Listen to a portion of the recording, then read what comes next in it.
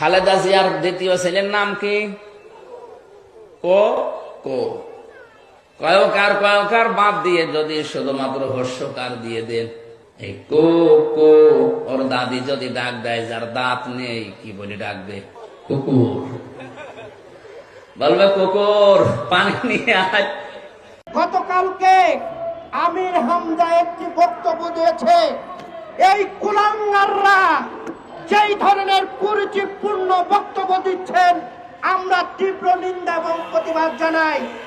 আমির হামজাকে বলতে চাই, আপনি যদি ইসলাম ধর্ম মানেন তাহলে আপনাকে বুঝতে হবে যে মৃত্যু কোনো ব্যক্তিকে নিয়ে কোনো সমালোচনা করা যাবে না।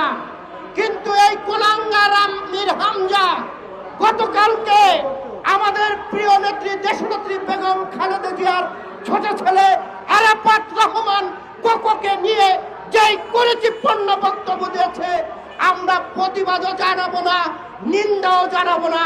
তবে শেখ হাসিনাকে যেভাবে বাংলার জনগণকে নিয়ে দিল্লিতে পাঠিয়েছি, আপনাদেরকেও পাকিস্তান পাঠাবো।